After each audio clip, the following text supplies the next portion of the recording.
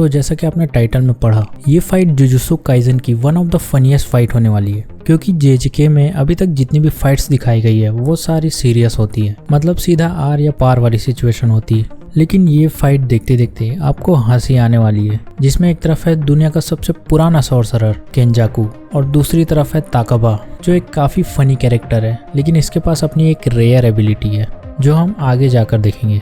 अब केंजाकू बोर हो चुका है क्योंकि उसके टक्कर का कोई सॉर्सरर मौजूद नहीं है, और वहीं उसके सामने ताकाबा आ जाता है, जिस पर केंजाकू अटैक कर देता है। लेकिन ताकाबा आराम से उस अटैक को झेल लेता है, और ये देखकर केंजाकू खुद चौंक जाता है कि उसने अटैक किया था और उसका अटैक हिट भी किया था। लेकिन अगले ही सेकंड उसको ऐसा लगने लगता है कि उसके अटैक का कोई इफेक्ट नहीं रहा। तभी ताकाबा उसे अपना इंट्रो देता है कि इस दुनिया में बहुत ही अजीब अजीब लोग हैं, लेकिन सबसे ज़्यादा थ्रिल वो कॉमेडियन देते हैं जिन्हें as a side character team में लाया गया होता है, लेकिन वो पूरे शो का दिल जीत लेते हैं। और केंजाकू भी स्माइल करते हुए ताकाबा के बात से सहमति भरता है कि हाँ तुम सही बोल रहे हो। अब हमें दूसरी तरफ ये दिखाया जाता है कि ताकाबा को उस एंजल ने रिकमेंड किया था जो सुकुना के जान के पीछे पड़ी है, और मे भी हो सकता है उस एंजल को इसकी पावर्स के बारे में कुछ अंदाजा हो, इसलिए उसने ऐसा कहा। अब दूसरी तरफ केंजाकू ताकाबा को देखकर एकदम चौंक जाता है, क्योंकि वो उसके ऊपर एक के बाद एक करके शिकिगामी से अटैक कर रहे हैं,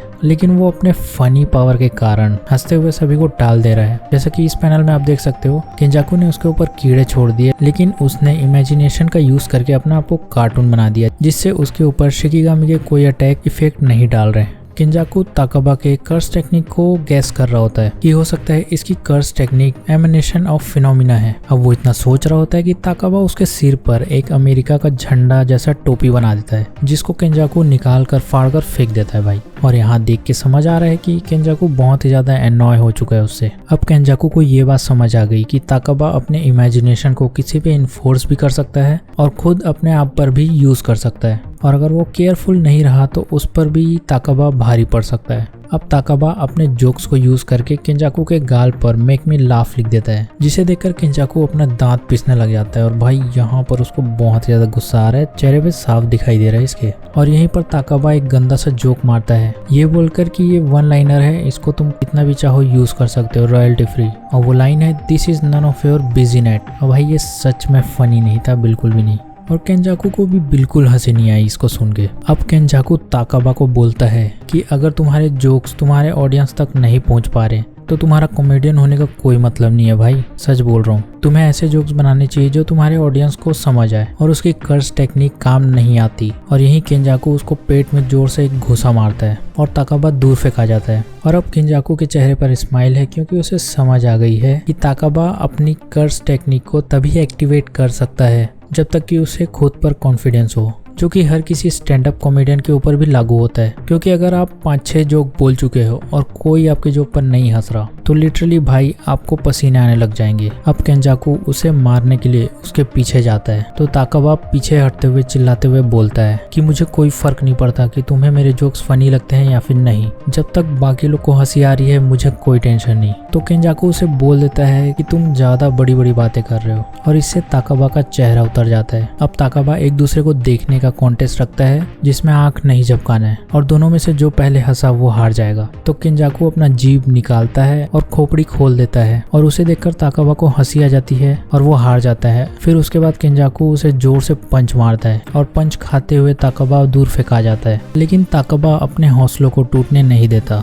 और वो वहीं पर बोल रहा होता है कि मैं फनी हूँ, मुझे किसी की जरूरत नहीं है। अब ताकाबा देखता है कि उसके सामने झाड़ियों पर किसी की लाश पड़ी हुई है, और जैसे ही वो उसका चेहरा देखता है ताकाबा थोड़ा सा नर्वस हो जाता है। वहीं पीछे केंजाकू आता है और बोलता है कि क्या हुआ, हंसो, तुम तो कॉमेडियन हो ना। तो ताकाबा बोलता है कि मैं कैसे हंस सकता हूँ, तुम्हारे साथ कॉमेडी करना बिल्कुल फनी नहीं है। तो वहीं हमें ताकाबा के पास्ट को दिखाया जाता है, जहाँ हमें ये पता चलता है कि ताकाबा बहुत ही सीरियस बच्चा था, इसलिए उसके ज्यादा दोस्त नहीं थे, और यही वो रीजन है जिसके कारण वो कॉमेडियन बनना चाहता था, ताकि लोग उसकी तरफ अट्रैक्ट हो और उसके दोस्त बन जाए। और ऐसा हुआ भी, कॉमेडी की वजह से उसके दोस्त भी बन गए, लेकिन एक अच्छा दोस्त उसका कभी नहीं बन पाया। जिसे वो पार्टनर बोल सके। तो वो अपने अंदर झांक कर अपने आप को ही पूछता है कि क्या मैं सच में फनी हूँ। तो उसके अंदर का सेल्फ उसको बोलता है कि आखिर तुम कॉमेडी क्यों करना चाहते हो। तो ताकाबा बोलता है कि मैं कॉमेडियन इसलिए बना कि लोग मुझे और अच्छे से जान पाए। अब ताकाबा को समझ आ चुका था कि वो कॉमेडी इसीलिए कर रहा था क्योंकि वो अपने आप को हर्ट नहीं होने देना चाहता। और भाई वो रोने लगता है और ये देखकर समझ भी आता है कि वो अंदर से कितना टूटा हुआ है।